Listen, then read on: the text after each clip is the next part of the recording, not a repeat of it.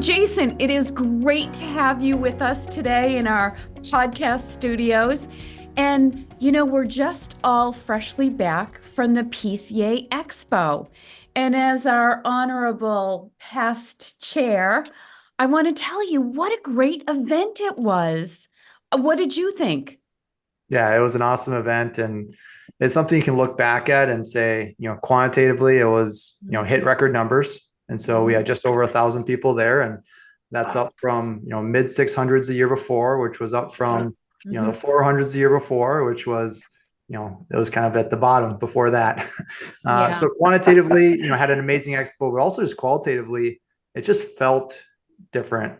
And you could feel the camaraderie, you could feel the ethos, you could feel the culture. And that's just a novel part that the PCA is able to bring is it's a nonprofit and there's a lot of servant leaders. And I think that ethos spreads through and creates a very cool, Right. very cool feel for the event. Yeah. And I don't want to give you a swollen head, but all that, just like in any company, right? Jason, it comes from the top down.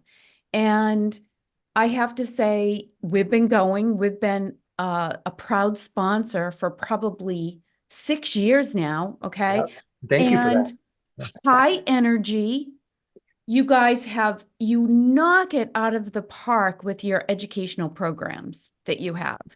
And the peer groups, it's like drinking water from a fire hose. So who wouldn't want to be part of that? With our EstimateRocket customers, a lot of them feel alone and isolated. And I say there's no need to feel like that because you have so much support. And we push a lot of people to join the PCA. We feel that's extremely valuable for them.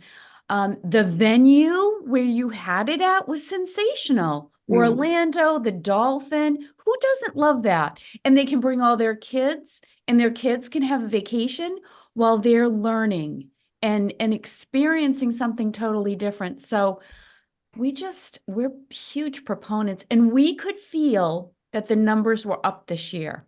We were literally jam-packed from the moment the doors open until the guys were rolling up the carpets. So that happens to us all the time. The unions trying to get us out of the way so they can get their work done. So we have to pack up quick and go out in the hall, but we felt it. And I think every sponsor and vendor there felt it as well. It was cool. Yeah, it was high energy. And I was kind of surprised by how excited everybody was about the trade shows. The big trades, because we did lunch right before it. And usually you kind of have to lure people in with lunch and put it at the back of the trade show place and say, well, if you want your lunch, you got to walk past everybody's booth. But we did it before, and then it was very sustained high energy for the entire time. Yeah. Well, I won't mention the trade, but we went to another one where it was so bad the first day that they put a bar in the back of the trade show area. So I don't remember what that one was too. That was a few years back, but it was funny. And that's why, we have the ability, we're on the outside looking in, Jason. So we have the ability to, after all these years going to great association trade shows, to say, okay, who does a really good job at this? And I have to say, hands down, you guys do an exceptional job. Yeah, it's such a special association, and I had the opportunity to build on the shoulders of giants, as they say. Right. And there were those who were volunteer leaders before me. Yeah. And it's fun to enter a little bit more in the background as the new kind of layer of leadership steps in, and you're still there to support, but you're letting them build up. So it's a fun little camaraderie that we have of a fraternity for those that get to serve in the PCA. Oh, yeah. And even the new faces that I saw that are working at the PCA day in and day out to make that whole thing work. Well, the new faces, they were so delightful, and no one knew who I was, but they were always cheery and helpful. And I thought, wow, they really do a great job at picking out good people to run this organization. Yeah, it's one of those things, kind of when you're describing how do you entice people to be engaged in a trade show? For I think it's the third day that we do that. And you can start to attack the symptoms with little band-aids, but how do you cure, the root illness? And how do you establish a culture versus trying to do all these one-off things that people will throw at, here's how I can mimic what this would feel like organically. And I think that, the classic example is you put the bar in the back, they'll draw people in. Trying to mimic what it would feel like to have a very engaged, 1,000-person group of painters that are excited to learn and have low egos, right? I think that's something that we've done well, kind of over the past 6 years since you've been involved. Yeah, I agree with that, actually. How do you build an organic culture and ethos where you're not trying to mimic success, but instead it's just happening? It is success. It is happening. Right. Right. And one thing that we can touch on as well, and I didn't know this until after it was over with, but Nick Slavic was mentioning that you guys do a charitable event. And so you just mentioned that to me, that you're helping the community, and I'm all over it. I said to Nick, you have to involve us in that as well, because there's so many people that would like to donate and help for that. So if we can figure something out so that next year we all know ahead of time, we can bring checks with us and we can really all help and donate to the cause. 100%. And this is the second year we tried doing that. And last year we did it the day before Expo, and this year we tried the day after Expo. And we kind of learned it doesn't really matter. Those that want to give are going to give. Right. Good attendance either way. We weren't quite sure what was going to happen, but it was such a special day and a special moment. We're able to give back to a group called Give Kids the World Village. Wow. It's a place that provides an amazing week-long experience for children who are terminally ill and their entire family.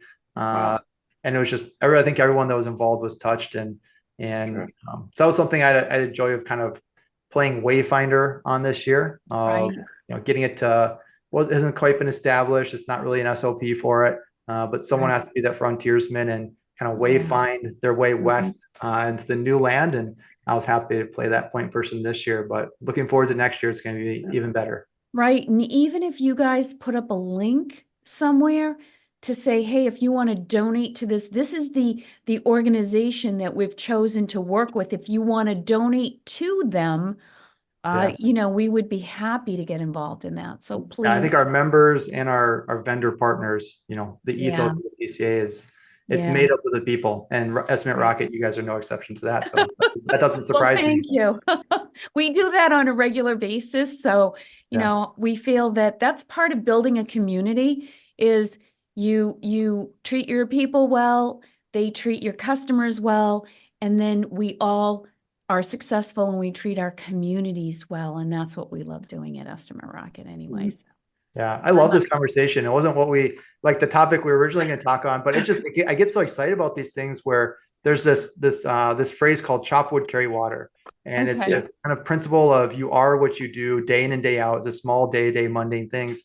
And how do you build a company like EstimateRocket? How do you build an association like PCA? How do you build a life as an individual where you are what you want to achieve? You're not trying to mimic what it could look like. And it's those day-to-day things that we, those decisions, the thoughts, the actions in our personal lives as an organization or as an association that ultimately determine what we become. And so that's like a life philosophy that's interesting to talk through. Well, actually, it calls up one of our core values, which is enjoy the ride. And it's about, every day is not going to be fun. Every day is not going to be the best day you've ever had. But overall, you should look forward to getting up every morning and going and do what you've chosen to do as your life's practice. And I think that's I don't want to get all sappy right now, and I don't want to cry, but we have our company's mission, right? We're a software company. What's our mission? Our mission is to write something extraordinary and support it at an extraordinary level.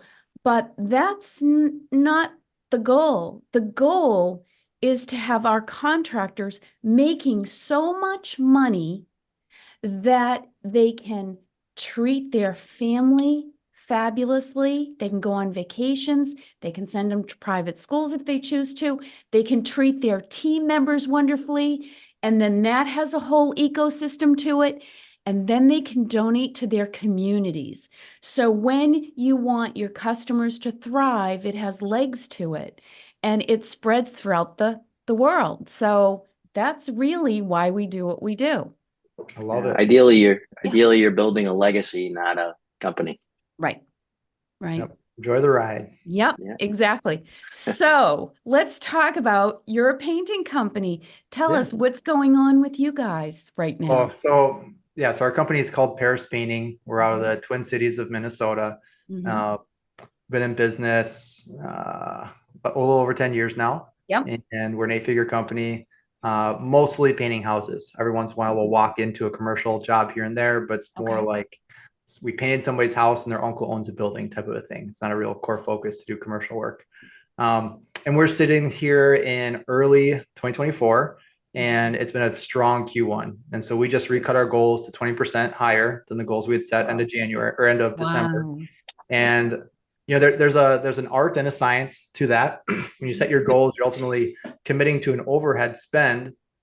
You're going to trend monthly to see if you're on track or off track. But at some point, the management team does need to know what is the goal, what can we spend towards, and what resources do we have. And so that was something we just did here recently as we get ready to move into Q2, just because it's been such a great Q1. I think everybody's seen that. Wow. Well, I hope from your lips to God's ears, I hope all of our contractors are feeling that same way. And my general perspective on that is, we're certainly helped by market forces, but I strongly and firmly believe that your only competition is your ability to execute your business model. And I say that as a residential painter. So I'm not an industrial painter. I'm not in a more consolidated market. This is a highly fragmented market. And so we offer a professionalized home service, and there's just not much supply of that in the market. There's not many companies that can execute at a level and scale where they're able to provide professionalized home services. Now, my general perspective and feeling is there's a very high demand for that. So consumers would buy more professional home services if there was more supply or more readily available supply. And then there's a whole supply chain we can talk through of, what does it mean to have supply available? It has to be visible. They have to feel trusted. They can buy it. The sales process has to be easy. The scheduling has to meet their other core needs. There's a lot that goes into that. That's why I say do that at scale is a challenging problem. Software certainly helps achieve that, but I think how well can you execute that's going to determine our level of success this year. Yeah, absolutely. And as you said, the quarterly resets are key, and making sure that you're on track and making adjustments as needed for more or less, as the case might be. Yeah, we've been lucky. I mean, this company started in 2012. So through 2022, you would say it was just a crazy tailwind that we had. And Q2 last year, so Q2 2023, we started to feel the first headwind in a long time. And I don't know if you remember back to that, but the economy was starting to get a little questionable. Interest rates were not coming down. But we've been extremely resilient. And I think the trades are, despite that big boom that we had during COVID, you just get down to the fundamentals of what it is. And it's ultimately supply and demand. And that's still very, very favorable. And it's kind of fun to see the resilience that the economy has right now, even though interest rates haven't been dropped. Exactly. And so from a macro or even kind of midterm standpoint, I have a lot of confidence as someone who's writing the checks for these overhead line items to say, if the economy does start to falter, there's quite a good amount of ammunition that the Fed has. Start cutting interest rates to juice it up a little bit.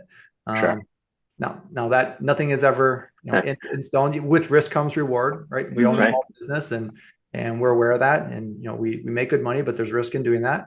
But overall, there's quite a bit of confidence. And then you look at the macro competition and you don't get too scared.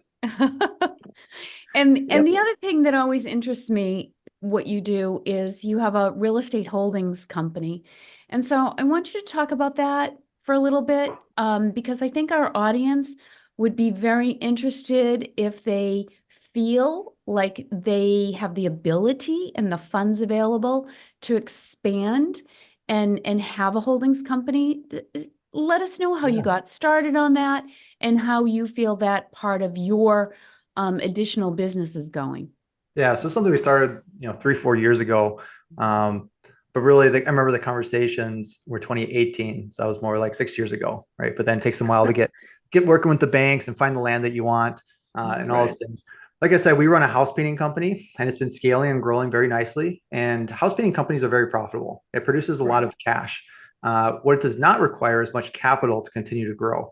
So it's not like we're out there buying, huge factories or develop, buying land that we need to, store our inventory on or things like that, or whatever the kids are buying these days in their companies. But it's not a very capital intensive business, and shoots out a lot of cash. So then we start to say, what are we going to do with this cash? And I just have phenomenal partners that I've been able to yoke up with, and we're all very asset minded. We basically committed our 30s to building assets. So there's a couple of different options. One is real estate. And so we started to get into the real estate game. And so what we would do is we would buy a plot of land, we participate in the construction, and ultimately hold it as the investors. And there's a lot of synergistic benefits that come with real estate and the trades. If you have an inlet into the trades, like house painting, you have access to labor, you have a little bit of intuition on how things work. You can really pencil out a lot of deals that may not otherwise work. Also, if you have somebody on the team that's good at developing land, knows how to talk to the city council and get the nice TIF notes, all those things, that certainly helps as well. The other component of Aleph Holdings, there's the real estate component. So we have multifamily housings that we've developed the land, built them up, we're continuing to hold them, and then we have this minority investments in house painting companies under the premise of we can come in as an active partner and build it into an asset, which is pretty novel for a painting company to go. You kind of need to scale it north of $5 million. So you really have the revenue that supports the infrastructure that allows that founder the option to step out if they want to. But those are the two main components of the holdings company, which is Aleph Holdings. We have our multifamily investments. We have the investment in painting companies. And that's really of how do you be a good steward to the cash and not just give it to Charles Schwab. Right. Yeah, and that's really important because you can, the stock market, supposedly has that even return over the years, but I'm a pretty firm believer that real estate is a really good place to hold your money. It's probably the best in my feelings. It's one of the best stores of value that there is because it's appreciating and they're not making any more land, not on this planet anyway. And I would say personally, between our software companies, because this is our second time having a software company, but between our software companies and our real estate investments, that's where we've made our money. Yep. So we can build your personal financial statement, build your net worth. And there's puts and takes with all investments, right? And the things that we have an appetite for are more active investments, right? So we're active in the real estate, we're active in these painting companies. And when you're able to leverage your skill sets by also being the equity holder, you can get a greater rate of return. You want to be completely passive, right? That's a little tranche down. You're going to pay for that in your return. If you want to have access to liquidity, you're going to pay for that. So that's kind of the difference. One of those differences between real estate and the stocks is your ability to have liquidity, quick liquidity events, right? In real estate, it takes a while to mature. You get maybe some cash on cash, but as you're saying, it takes a while to get that appreciation, that debt pay down. But then if you have a business that's producing cash and you have the real estate, you can negate some of those taxes with depreciation. And I'm a firm believer it's our patriotic duty to reduce our taxes as much as possible. Just in the mindset of, we want to put the capital to positive, the best rates of return, and government is needed and it provides a lot of good value, but it's inherently not the best option of getting rates of return on capital. Right. True. So that's my TED Talk. So that's good. That's a good one. Good stuff. Definite important nuggets there for sure. Probably not too controversial with tradespeople. I think all of them feel the same way. Yeah. But yeah, that'd be my advice is I think there's a lot of synergy that can come with real estate and the trades. If you can find a way to leverage your active energy and effort and be both the equity holder and the person doing the work, you're just going to have more control over the outcome of your success being an investor. If you want to completely outsource it, buy bonds, and you're going to do that's as safe as you're ever going to get because the government prints as much money as it wants and it has most missiles. So the dollar is not going to go away in that sense. But if you want to be active and do real estate or make investments in other trades businesses, that's the way to put your cash to use as you start to scale. Right. Yeah, and it's interesting, as you said, that the painting, the painting service business is good cash flow business. I mean, as long as you're keeping up, as long as you're doing it right, there is a good steady cash flow as you're doing the business, and you don't have those big capital outlays that you need in a infrastructure oriented build, company not like an AI business where we're trying to buy servers and racks of all the NVIDIA chips, things like that, and raising $6 trillion like OpenAI is trying to do as a joke. But it's not very capital intensive. And then it comes to the question of, what do you want to do with that cash? And do you want to spend it? Do you want to consume it?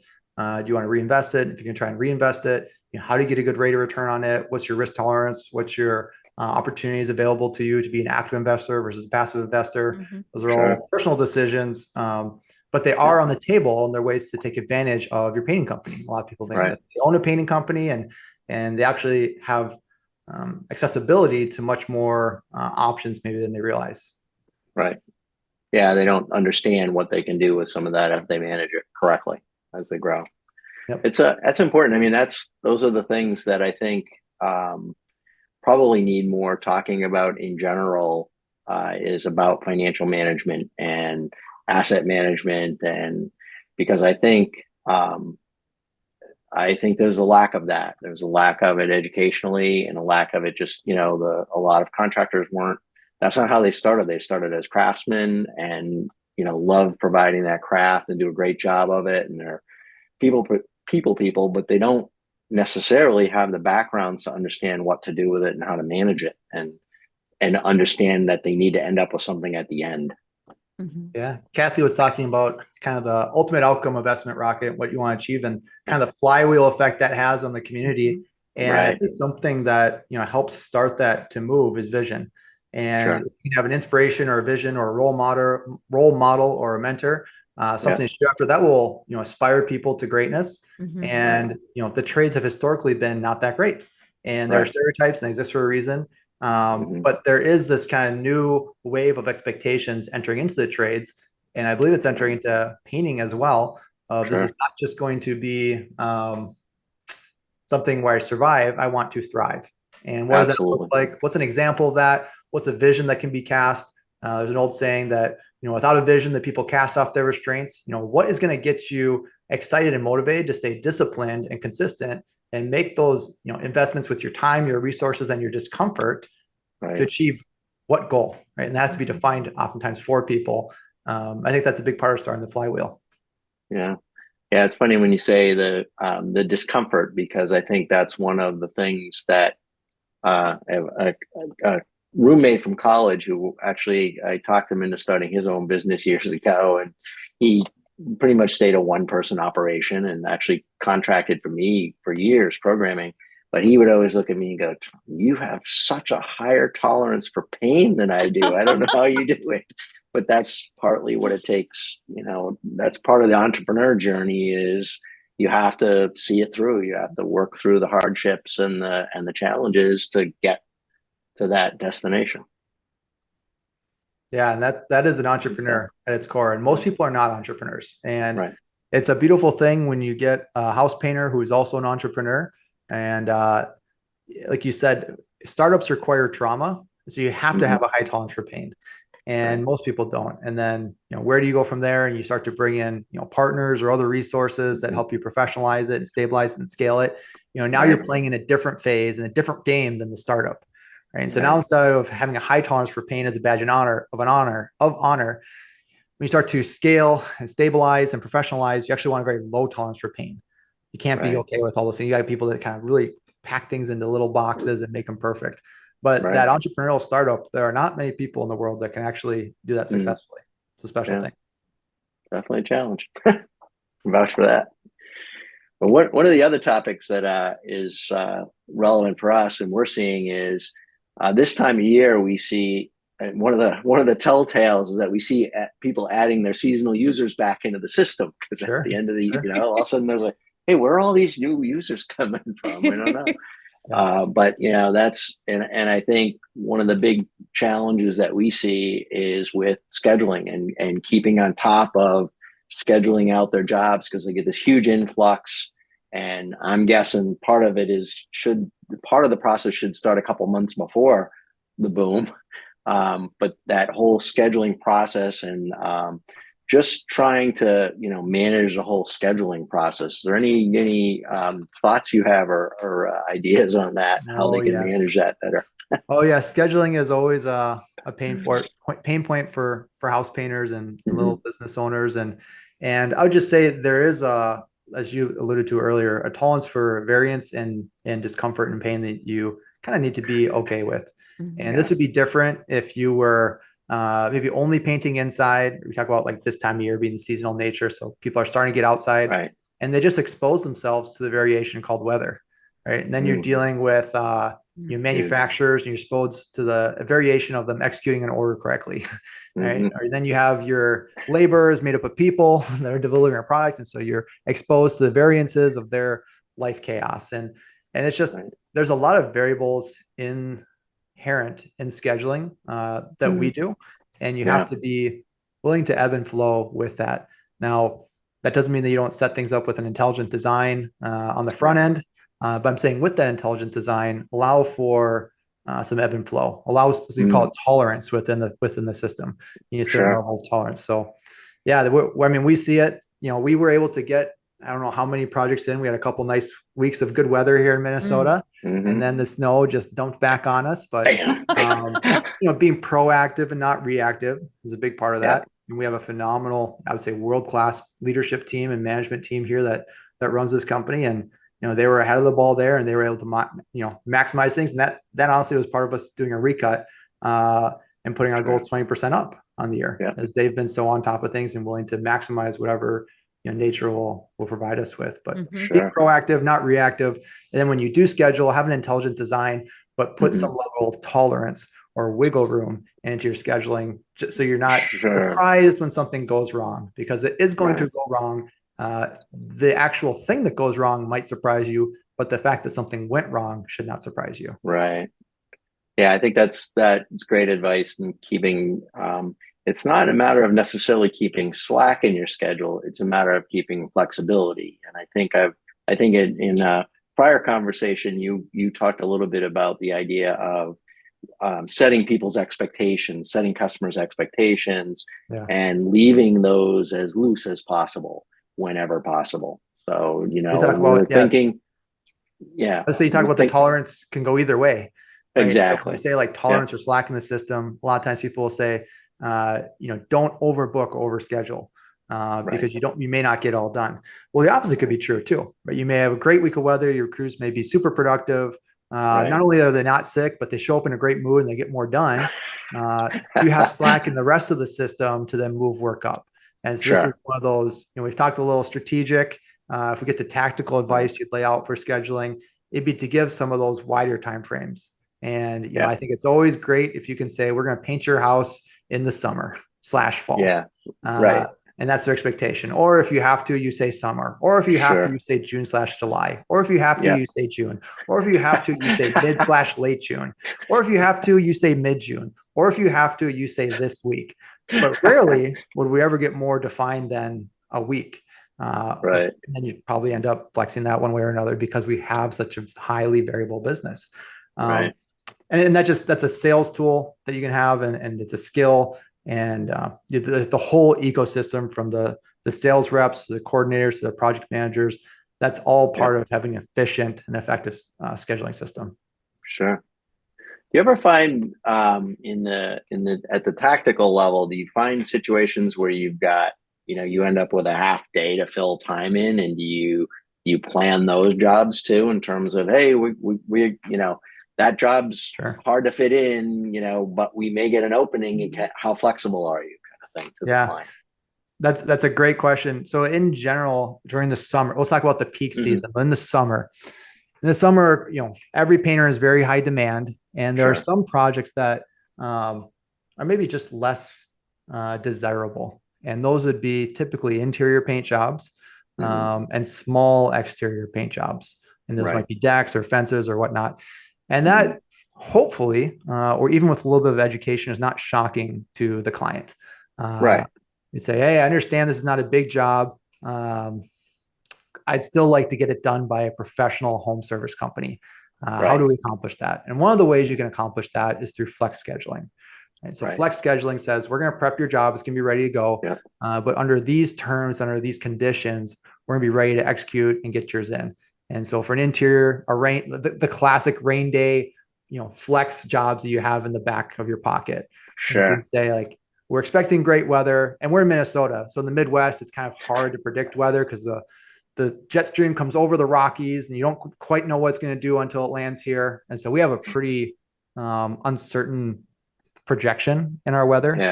Then the lakes knock it back on you. The lakes knock it back. And I can say that I started painting in 2006. And so I have enough years under my belt to just tell you there's no such thing as a weather forecast. It's called a weather prediction. That's what we have in Minnesota.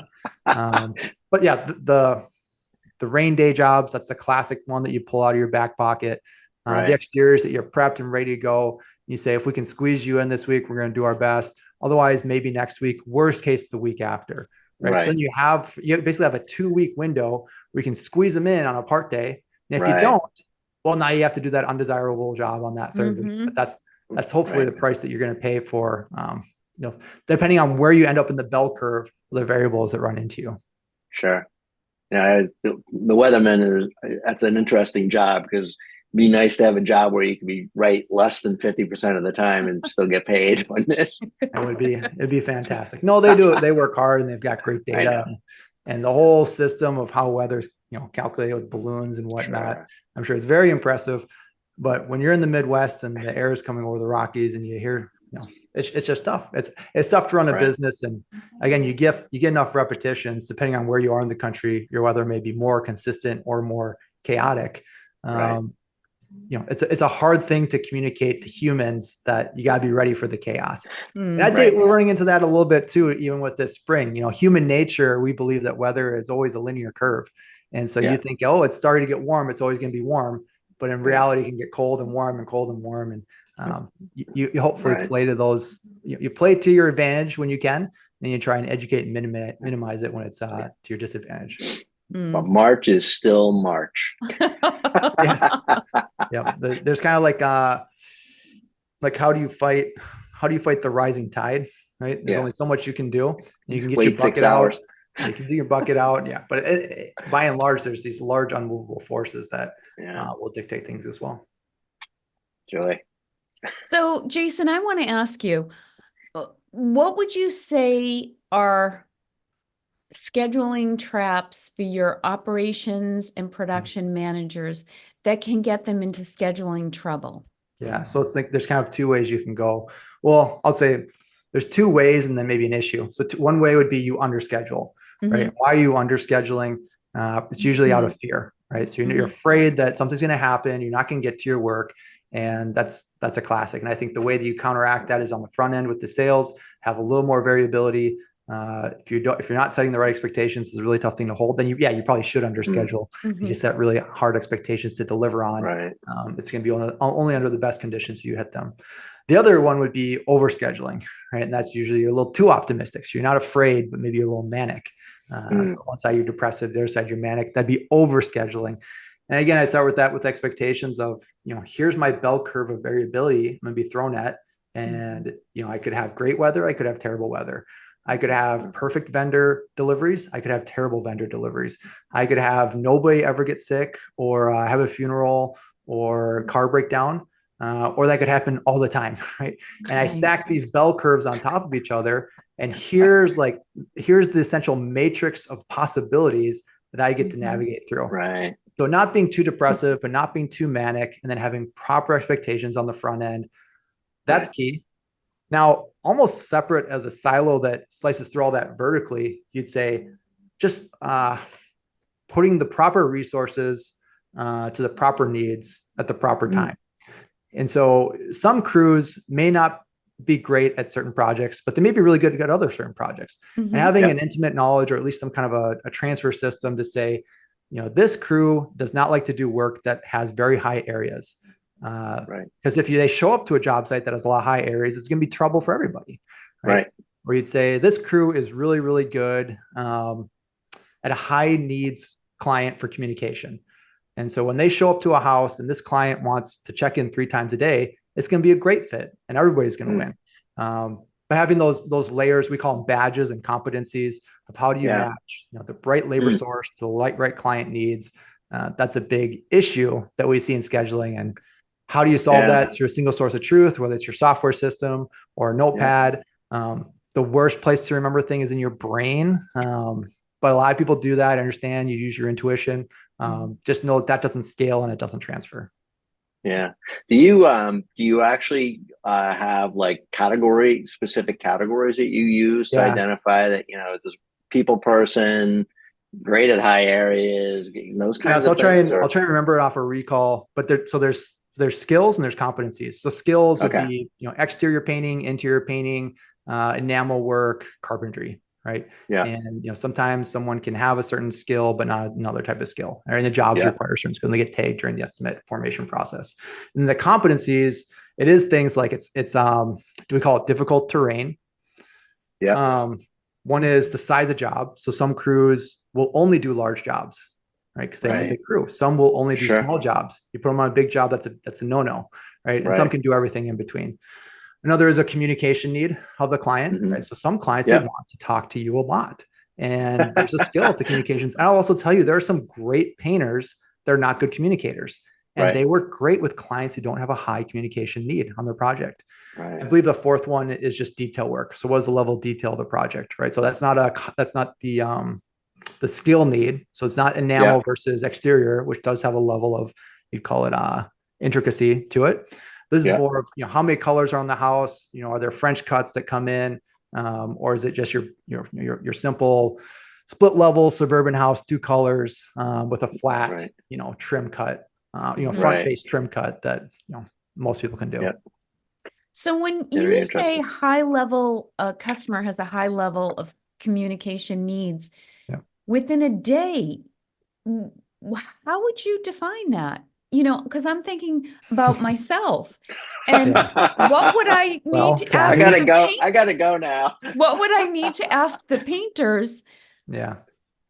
That's really, so it's a 1 through 3 badge system, right? And that's something for the estimator to find out on the front end, something for the coordinator to confirm during the scheduling process. And then by then, the die has been cast and you're kind of the crew that's out there is out there. But this all comes into maximizing your resources of scheduling. Let's say you only have 2 crews that have all the other skills, but then they're also really good communicators. Let's say you have, 4 job sites coming up in the next week, and 2 of them have high needs for communication. 2 of them don't. It doesn't take a rocket surgeon to say what you need to do here. You want to put the high needs clients with the high needs solving crews. Right. And if you don't do that, what happens up happening is you start to lose out on your ability to schedule things quickly. Right. So if you have a crew, whether it's a high level of terrain difficulty, whether it's, someone that is going to, so the way that our sales reps will define it is this someone that's going to be out of the house and would like a daily check-in? Or is this, a retired couple that has a lot of questions, over there, or the engineer, right? The classic one, right? If it's one of those 2 things, you're gonna want someone who's really good at communicating because that client's gonna get a ton of value out of that. If it's a rental property and the owner lives in another state, don't waste that skill badge on that job site because you might have an estimate that you're doing and the answer of you have to, let's say they have a high communication need. If you tell them I can get to your job in 2 weeks versus 6 weeks, that could be the difference between you landing the job or not. So having that, coded in skill system, competency system, we call them badges, that helps you maximizes what ends up being a limiting resource somewhere in your labor pool. So you can give the best answer when you're trying to sell a job. Okay. Yeah, very interesting. I think Kathy, the other thing you'd be a 5-star across the board though. You'd be perfect.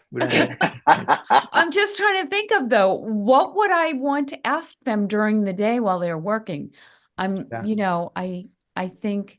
So like an engineer is like, what do you think about? If the couple's retired and they're just sitting around watching painters, I can see that there might be questions, but I think one of the big challenges, Kathy, that you're thinking of our experience of a year ago, and The big problem was that the expectations, this is a new house, and the painting crew came in, and they didn't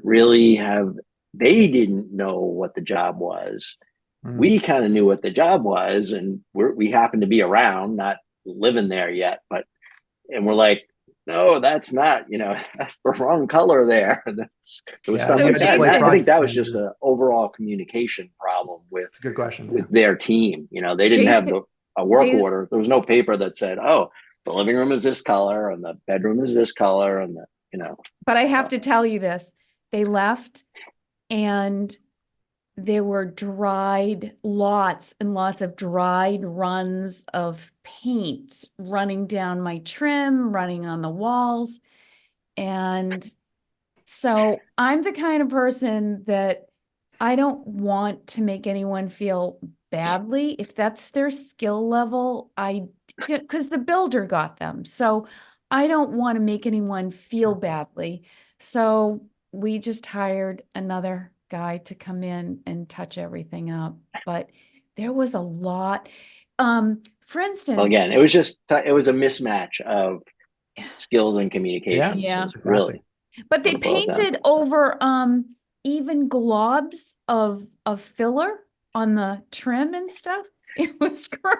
They may not have been painters. It's entirely possible. I don't know. Well, but again, I think it was I really think it's one of those communications things. And I think that's, it's critical. It's critical that the crew knows what they're doing, what the mission is or what the job is clearly before they start. And I think there was also the, the carpenters may not have left things the way the painters were expecting them to. So now they're looking at hard working with the GC. And, when I was more involved in the business, GCs would ask if I could give them special pricing. And I was like, oh yeah, you'll definitely get special pricing. It's just not going to be the way that you think it's going to be. I would say under my breath. I'm going to add more to it. Yeah, right. Yeah, it is, because what's unfortunate. The hard part about that is, when where the rubber meets the road is, it's a lot of organization and communication, which somehow are like the biggest skill deficits in GCing. That's like really you need to be the best at, and their problems become your problems as a subcontractor, assuming you're not able to hold that tension. And most subcontractors, especially painting contractors, have pretty low self-esteem, and their ability to lean into that conflict and stand up for their rights. I mean, you're just talking, Kathy, even as the homeowner, you're like, hey, I don't want to cause a conflict here. The painting contractor oftentimes feels the same way with that builder or that GC. Right. And I didn't want to make. They're not that way on the East Coast. Everybody on the East Coast just cusses at each other, and they're very. As a matter of fact, I can vouch for that. But in the Midwest, we're all pretty nice people, and we end up just being martyrs. So before we wrap this up, I just want to ask you, Jason, because we're always looking to learn ourselves when it comes to software. So when you're talking with your peers and say they're using spreadsheets and they're thinking about using software products, what are some of the key factors that you would kind of suggest to them when they go out and they evaluate software tools for their business? Great question. I think there's so much good technology out there. It's really going to come down to the implementation. So I take a look at the support team. I'd say, are there resources that can help me get trained in? Is this something that I can wrap my mind around and I can ultimately execute on? Because the reality is, most of the softwares I've taken a look at have robust capabilities that are beyond, the practical use of most implementers of small painting companies. Right. So it's really going to come down to, are the resources there to help you learn it? Is there some level of social proof where others have used that product, or they're involved with something that you're involved with, and you can vouch for them. Right. And then ultimately, do you feel comfortable that you're gonna be able to implement this? I wouldn't be looking at which one has more bells and whistles or less bells and whistles. It just comes down to, are you going to do it? That's going to probably be the limiting factor until you get a little more sophisticated. But if you're on that first spreadsheet to software, so you're probably looking to add some gates. You're probably looking to add some complexity that your spreadsheet isn't offering. It's really going to come down to the execution, the implementation. Any support you can get for that would be my advice. Well said. No, I can't think of. Yeah, I mean, I think the biggest challenge that for us is on the implementation side, because it's if it's more, to implement a more fully featured system than your spreadsheet. First of all, you really have to kind of already have a handle on what you're trying to accomplish and what your problems are that you're trying to solve. And so if you don't have a clear vision of that, and social proofs is important, but sometimes social proof is, oh, it's great, this is perfect for you, go get it.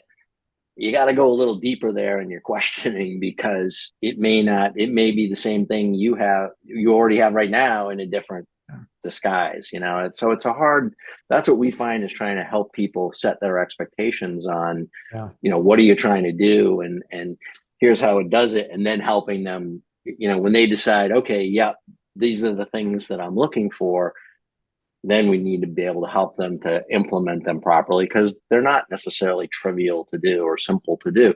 They're relatively simple to once you know it, but it's just like any other skill, like painting or whatever craft or trade you're doing. You have to learn that trade before you can get good at it. And unfortunately, software is not really any different than that. It's kind of like an amplifier of an ability. You think about it. And someone may say, what's the great recovery pill I can take to improve my physical fitness?